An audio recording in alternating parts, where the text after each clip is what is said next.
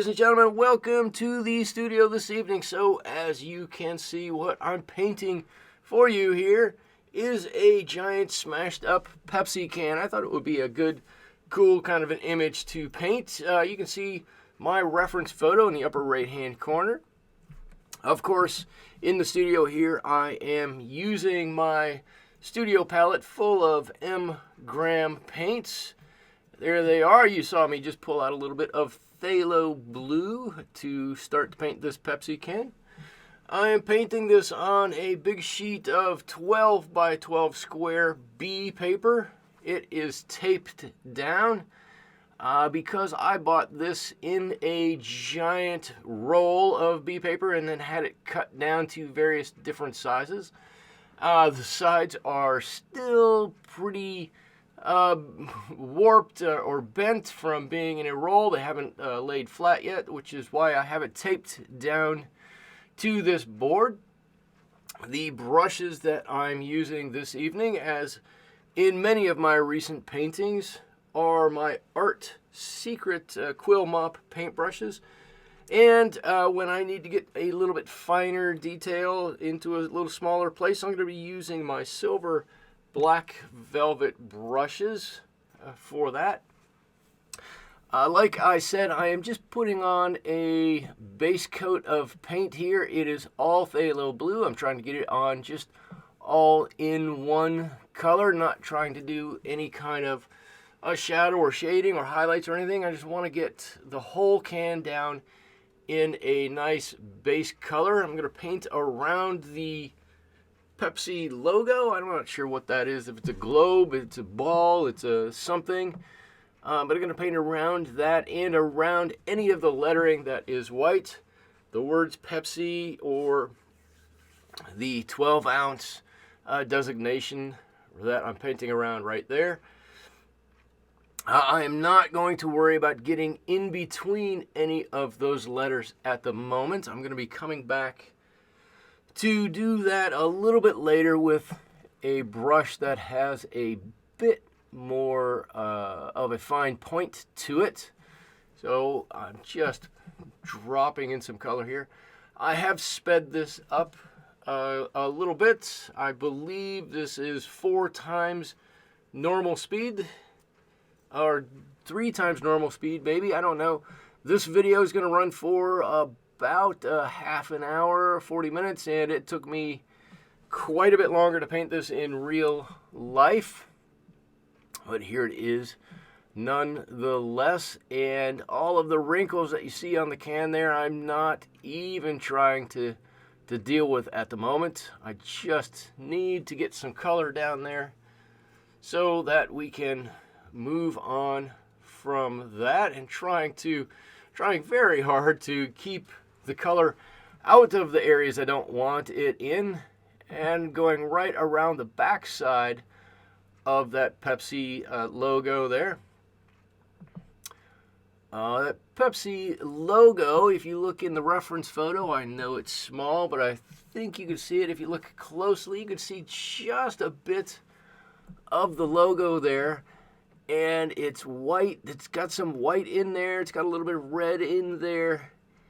And I decided to ignore all of that. I'm going to do a little bit with it to try and make it slightly different. But I think you can't see enough of the detail with the small part of that logo after the dent that I'm going to worry about it too much. But here we go. I've got my base color on. What I'm basically doing at the moment is stalling so I can let everything dry just a little bit. And now I'm going to come, like I said, and do in between all the lettering and all the little detail places that I didn't get before. I know I might have a little tide line here and there because doing this in 2 different times, in the dry times of the first layer of paint and coming in to do this.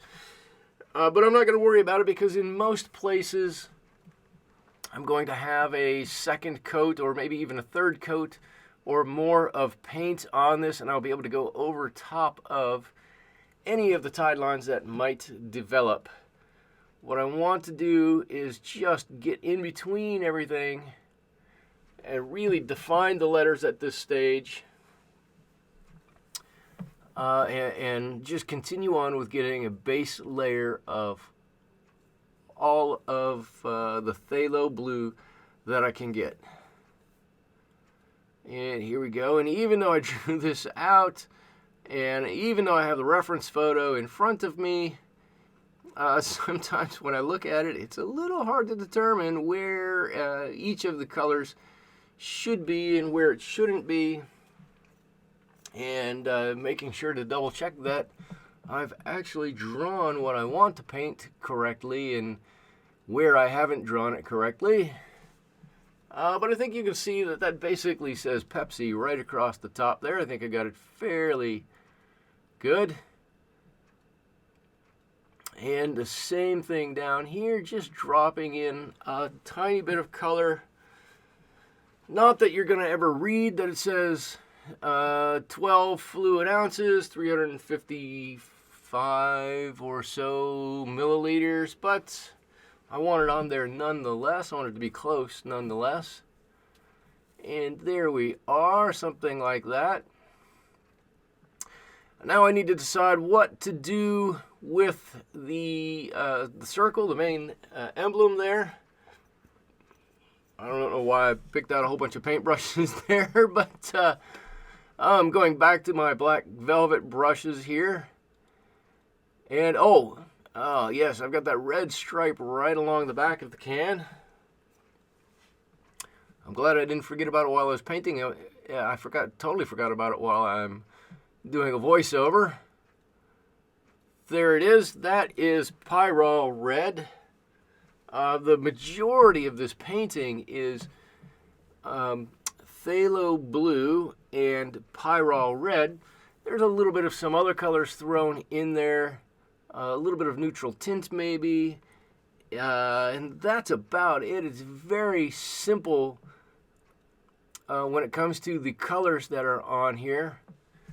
But in the end makes quite a dramatic, kind of a pop art-y painting. I'm pretty happy with the way it ended up turning out. And my big challenge here is to not go into the area that I know needs to stay white, which for me is sometimes a bit of a challenge.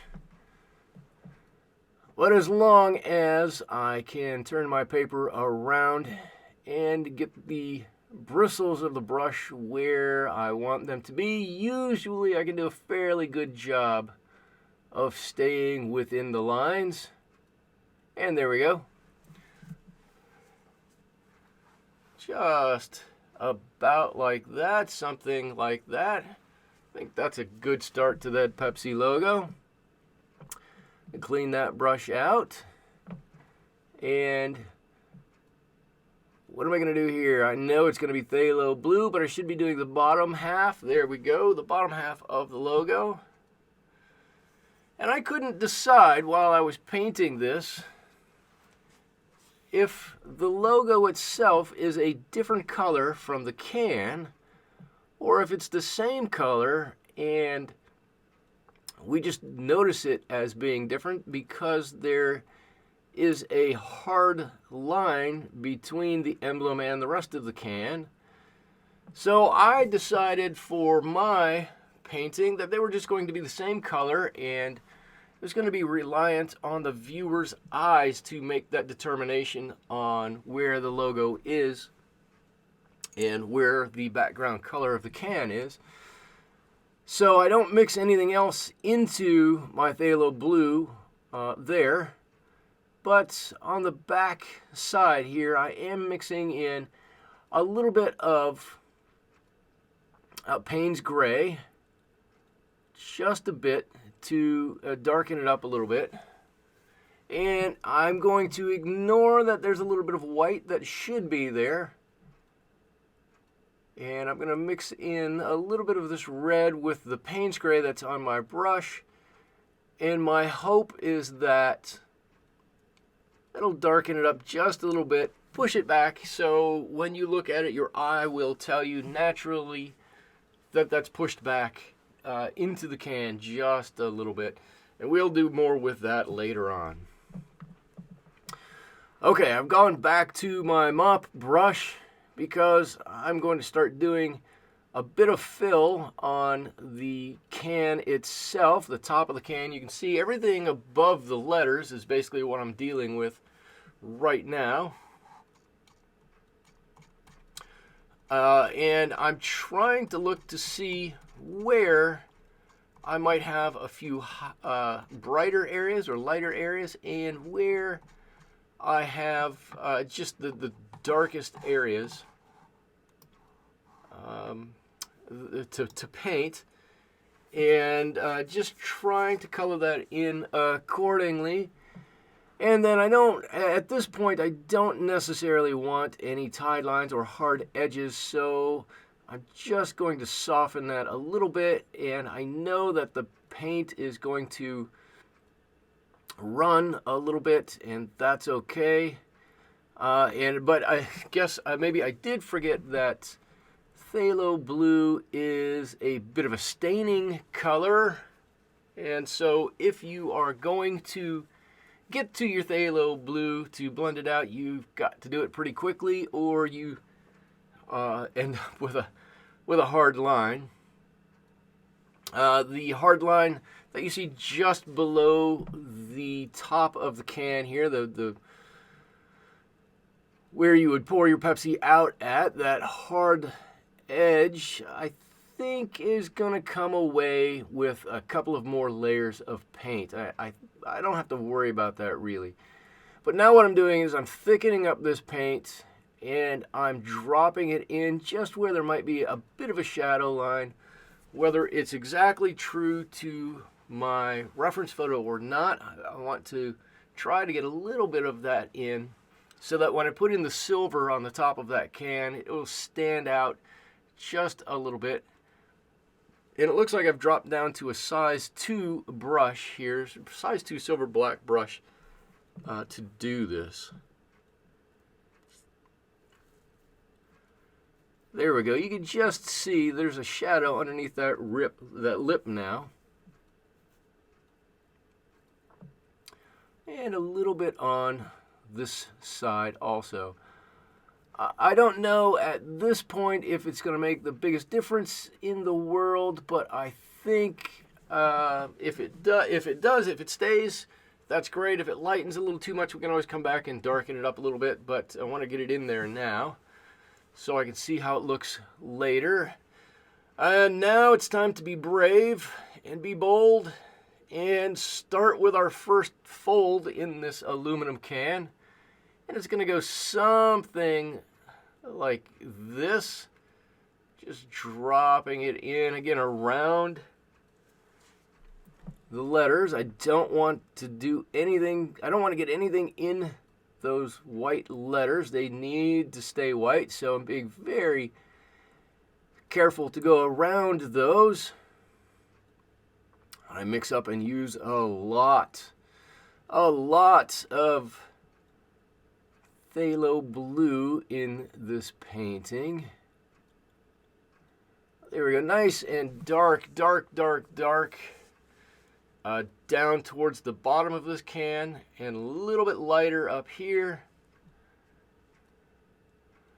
If you're paying close attention, you see that I didn't quite paint all the way to my line that I had drawn there. And looking back, I don't know exactly why I didn't do that. It's going to take a little bit of fixing at the end of the painting to make that look right. But more about that later when we get there. And there you go, and you can see now with some nice dark color in there, that white really stands out. There we go. That's our first little bit on the can, and a nice soft edge. Let that go all the way out. All right, and now I can start to put in a little bit more dark here and there. I guess I'm working on a little bit of the roundness on the edge of this can, just slightly. There we go. A little color, and I'm going to blend that right on out.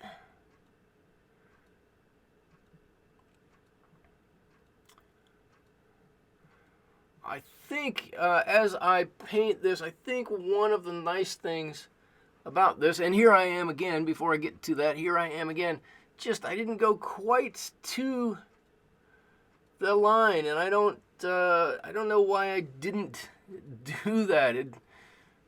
We're definitely going to have to come back at the end of this painting and fix that a little bit. But what I was going to say is one of the really nice things about painting something like this is it's a bent up, squished can, and anything I do to paint this is going to help it. All I need to do is give it a bit of texture, and your eye is going to look at that and say it's a bent can. So that's kind of a nice thing that I can do. And since I started on the bottom of this can, I'm going to continue down there and see what I can do. Here we go. And I need to just blend that. I can look at my reference photo here and see that my color is a lot lighter right next to that fold in the aluminum, and a lot darker in the lower left-hand part of this. So if I get anywhere close to that, I'm way ahead of the game, and I think I've got somewhat close to that. I think it looks okay right there. I'm just going to darken the edge of that and maybe pull that out a little bit. Yeah, here we go. Just feathering that way out.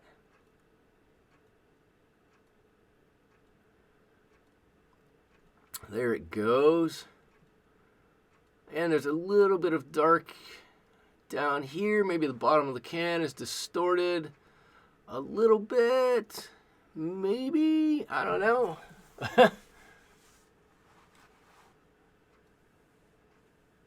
There we go. All right, and now I can move into a little different area. More phthalo blue. I told you I used a lot of phthalo blue in this painting. I don't know how much, but it was a lot.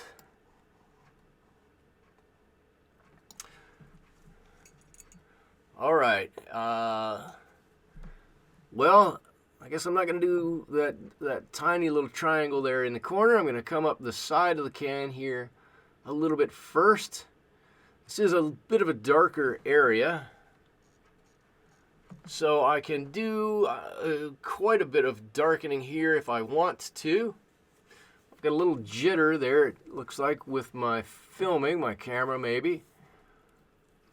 But there I go. I'm going back in and dropping in some extra color. This whole side can be quite dark, almost all the way up to the lettering. So I'm going to do that way up there. Come on, Michael, you can do it. Get there, get there, get there. Well, we're going to get there. It's looking okay at this point. Again, a few jitters with my camera. I'm not exactly sure what that's about, but we're going to look past that. Hopefully we're going to look past that. And I'm just looking at my reference photo and saying, I've got some extra work to do down here now. Let's see how we can do this. So I'm going to paint, Good. I'm going to paint that little triangle down there. Once I start, I can't stop. I got to go, and once again, I've got to go around the letters. I can't paint over that white because once it's gone, I will never, ever get it back. There we go. And I did leave, just to exaggerate the bend, in a lot of places on this. This is the best, the biggest example of it here. You can see I just left that sliver of a space between the two darks on the can to really make it look like it's a highlight where this is bent. And it was interesting for me to do that. Normally I would like to blend that all the way out. I do a lot of blend. Put some paint on, take some paint off, put some paint on, take some paint off. But I made a conscious effort to not do that all the way on this. And I hope that it turned out. It looks like that's really a brighter area, especially where it's next to some darker phthalo blue. And that hard edge, I think, on this painting works. I don't know that I'm going to leave that in my permanent repertoire the entire time, but in this instance, I think it worked fine. And I think I'm going to reproduce that hard edge in a couple of other places here, but in the short term, I've got to add some more color. This is a big side. If you look at the reference photo, there are some strange lines that come off the side of this Pepsi logo. I didn't know what they were. I'd never seen a Pepsi can like that before. I'm not a big soda drinker, so I wouldn't necessarily know that if they're supposed to be there or not. But in my mind, I don't remember seeing a whole lot of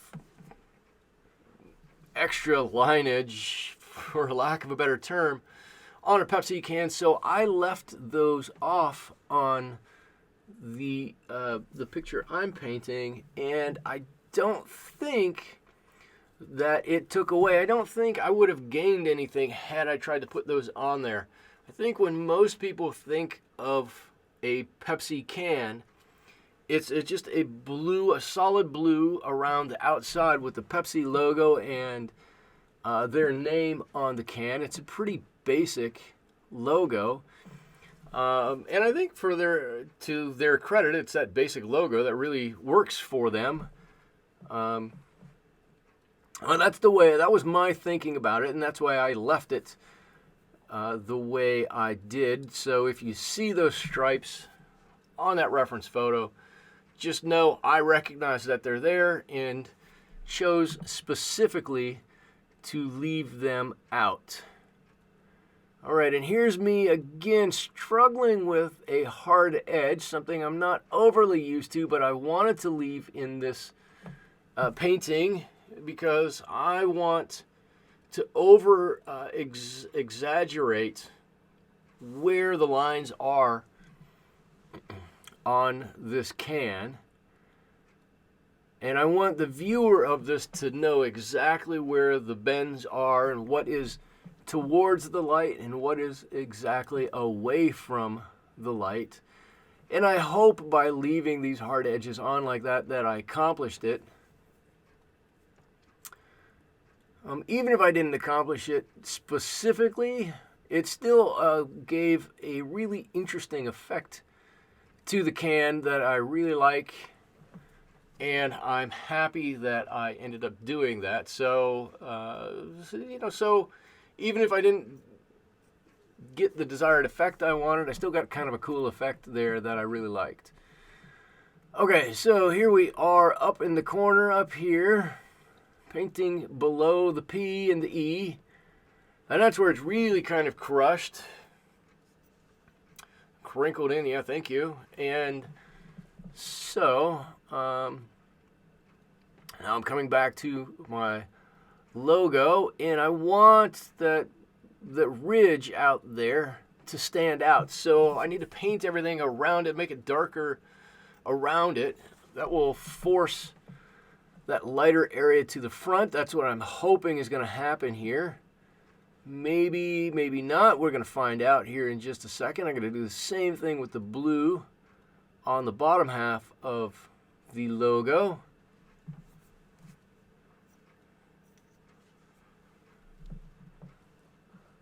There you go, and I think it kind of worked out. It's got dark on either side of that ridge, and by putting dark on either side of that, it does look like it sticks up in the middle of that painting a bit. So I'm kind of happy with that, right? I'm looking, how do these two colors compare here? What do I need to do to these two to keep them separated? Actually, what I'm looking at here, I've got a bit of neutral tint, and I know that part of this Pepsi can is in shadow, where it's been bent, and excuse me, and I'm dropping in some of this neutral tint on the white, only on the white, to show that some areas are in shadow and some areas are not in shadow. And the area in deeper shadow, the part of the E down there, is in deeper shadow. So I tried to put that neutral tint on just a bit darker than everything else. I don't know if I was so successful with that as I wanted to be. But the addition of a little bit of neutral tint here, and it really does look like there's a bend in that can now, and part of those letters are a bit in shadow. So I think it worked out overall. I think it worked out pretty well. There it is. So that's kind of a cool effect. I think maybe I could have even pushed that a little bit more, gotten a little bit darker in there. I'm just futzing with the colors on that E.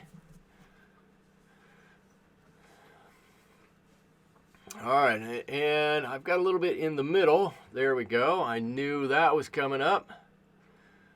If the red has a little color and the blue has a little color, that white ought to have a little bit of color there to help that little wrinkle in the front stand out, and I think it does.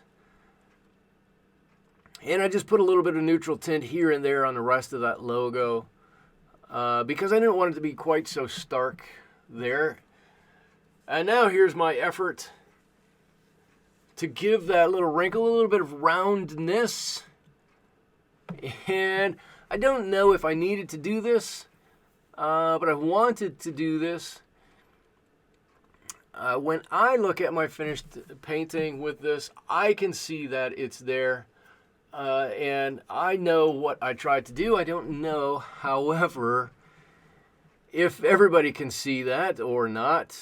I suppose that doesn't necessarily matter all that much. As long as I can see it and know what I'm trying to do with it, I guess that's what is really important. Here we go. If that S is in shadow a little bit, then I guess we got to have a little bit more of the Pepsi logo in a bit of shadow there. So I'll darken up a little bit over there. And all of this blue underneath that bend, and that bend which was just created with the addition of some neutral tint onto the white lettering. All of that has got to go dark now. So I've just got to be brave. What I don't want to do, I painted a bit of dark on the body side of this crease, the underside, and I don't want to get a dark color next to a dark color. That was my hesitation right there, and that's why I'm trying to leave a little bit of a line between the two. The part around the S, the phthalo blue on the inside the letters needs a second coat of paint. Everything else in this painting is getting at least 2 coats. So I need to make the inside of the P's, the E's, the S's there, I need to make that darker too to kind of match a little bit. There you go. You can see I'm pointing to remind myself that I have 2 colors there, and if I paint both sides of them dark, then it won't look like it's crinkled and wrinkled there. So I just want to be a little careful with what I do. All right, here, and I've just looked and noticed that I've got a line right there that I drew that I should have painted to on one side or another. And so I'm going to try to fix that right here by painting the top side of it a little bit darker.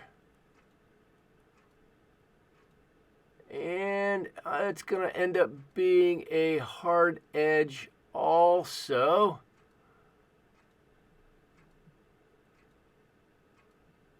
Something like that.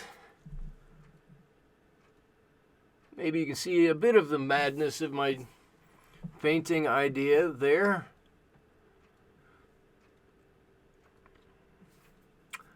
And now I think I'm more or less just futzing with some of this, quite honestly. I leave a big arc on the side of this that I don't know that I needed. I'm not sure why. When I was doing this, I started painting the rest of that giant arc there. I don't think I needed it. But it's okay. It's totally fine. It doesn't end up, I don't think, distracting too much from the rest of the painting. It's totally fine that it's there. All right, dipping into my phthalo blue yet again. Right at the top, I know what's coming up. The bottom of the can has got multiple layers on it. The top had two, but one didn't cover everything, and I want to get it darker in a couple of areas and leave it a bit lighter in others. So, of course, another layer is in order. There we go. Looking better. I should say, painting this whole thing in this phthalo blue really does make me appreciate the brightness, the vibrancy that phthalo blue really does have. Now, I like phthalo blue normally, but I would not typically use it on its own. I mix it with all kinds of different stuff, but here, in this context, on its own, I think it holds up wonderfully. All right, so here it is. I'm doing a bit of metal.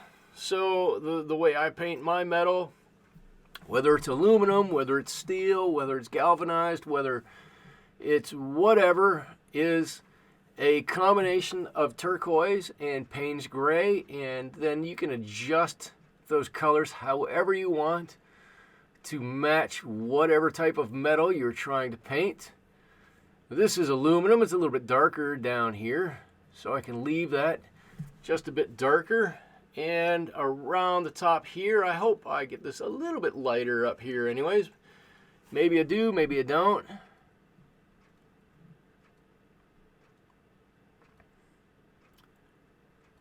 There it is, and the return trip with the brush. And it's actually starting to look like an actual real can now. There it is. I'm looking. What's good, what's bad, what needs a little bit of help. And I found that this area down here on my reference photo is a little bit darker than what I've painted it. So I'm just going to, you guessed it, darken it up a little bit. And again, I left that hard edge to denote the edge of that bend. There we go. That looks pretty good. If I do this again, I don't know that I'm going to leave that hard of an edge. Maybe I'll do something a little different. I'm not sure, but I think it kind of worked for me. I know I keep going back about that. I'm just not sure. That's not something I would normally do, so I'm just not quite sure about it. And we are coming down to the end of this painting now. We're getting close anyways. I've got a big bright spot on here. I don't necessarily need it. So I'm just going to put a little color on there and darken it up a little bit. However it goes on, it's going to be fine because it's bent metal. And I've got only a little bit left to do. For anybody who's hung with me this far, I want to mention I'm on Twitter and Instagram all the time. And I mean, not all the time, but I do more stuff on Twitter and Instagram than I do videos on YouTube. You can check those out below. I do have a website. I keep a blog up. I post to it a couple of times a week at least. Watercolors with Michael is the address to that. I believe it's down below. Also, I do have a number of paintings for sale on my Etsy shop. I've got a couple for sale on my website too, but on my Etsy shop would be the place to see most of the stuff that I have. You can get to that through the website, or there is probably a link to that down below. If you would like to help support my art and my work in the studio here, I do have a couple of ways you can support me. I have a coffee fund and a beer fund, both of which there's just a fun way to put that on there. They just go towards helping me maintain supplies and some semblance of order and sanity here in the studio. So if you're predisposed to that, please, anything would be welcome. I think that's about all I have for announcements at the time. We're getting very close to being done with this. Ah, yes. So I did this on the white section in the middle of this, and I'm trying to do it here to give a little bit of roundness and shape to this little hump of metal. I don't know with just the white that it worked out, but like I said before, if I look at this as a finished painting, I can see that there's a bit of roundness. I don't know that it was necessary to do it, but there it is. It's done anyways, and it didn't hurt anything. So I think it turned out fairly well. Anyways, there it is. Let me sign this, and I am going to call it done. I had a great time painting this with you all this evening. Thank you for stopping by the studio. We'll see you here next time. Thanks so much. Bye-bye.